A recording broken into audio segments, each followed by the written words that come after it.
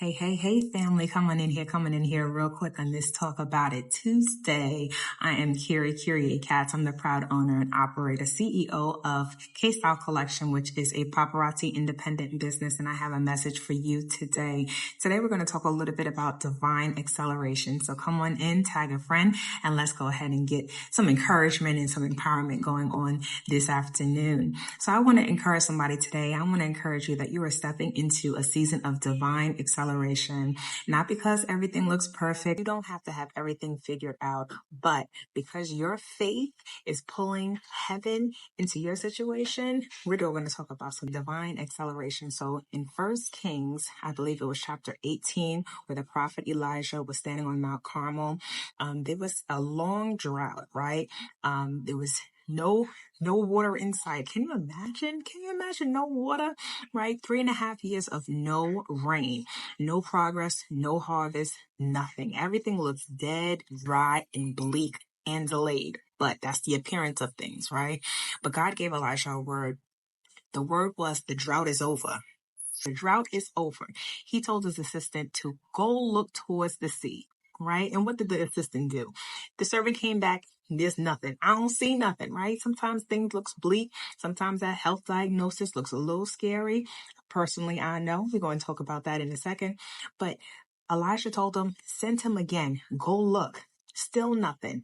He didn't tell his assistant to go back not once, not twice, not 3 times, but 6 times. And when he came back on the 7th, honey, he said, I see a cloud as big as a man's fist, right? Come on now. Some of us in a season right now where we've prayed, we've declared, we've sown, we've believed, but nothing. We don't see nothing, right? When I was diagnosed with my breast cancer, I didn't see a way out. I didn't see that there was hope. I didn't see myself as a healed woman. Not initially. What I saw was a diagnosis. What I saw was death. What I saw was suicide. What I saw was living flat chested, not married, nobody desiring me, not completing my family. I saw the worst possible outcomes, but the drought is over. The drought is over. And watch this. On the 7th time, the service says, I see a cloud the size of a man's hand rising out of the sea. And that little cloud may not look like much, but that's the hope. That's the hope and that's the promise. And Elijah knew that's all God that he needed. Because when God gets ready to accelerate, he's not going to take his time. It's going to come swift. He doesn't need ideal circumstances. Okay. And when I was diagnosed with breast cancer, I was diagnosed at the brink of the pandemic. Can you imagine? Not only do I have to worry about getting sick and dying from this strain, this unknown strain, but now I got cancer to worry about myself? No. God doesn't need a big forecast. God doesn't need the weatherman. He just needs your faith to stay in position. And I love when I think about it and I'm like, you know what? God is not moved by what he sees, right? Because he's the one that created all of these things. He created to move mountains and he's moved by your faith. So after years of drought, after years of praying, after months of praying, not only was I healed from my breast cancer 4 months after diagnosis, but that was the divine acceleration because I stayed in faith. And your faith is what produces the results. Your faith is what produces your manifestation. And similar to the prophet Elijah, after years of drought, it only took a matter of moments for the rain to come pouring down. So you don't need ideal circumstances. You don't need everything to be perfect. You just got to have some faith of a mustard seed. My healing wasn't delayed. Your healing isn't delayed. It's stored up. My healing wasn't denied. Your healing isn't denied. It's being multiplied. And some of you have been in a dry season for so long. You really don't see no way out, no hope, no harvest, no rain, but God will send the rain. And baby, when it comes, it's not no drippity drop. It is a downpour. It is a downpour. Okay. So he's accelerating what would have taken years. And God says, I'll allow breast cancer, but you ain't going to have it like the rest of them. You don't have to live with it like the rest, like others. You don't have to have it. You don't have to have stage 4, stage 3 like the others, right?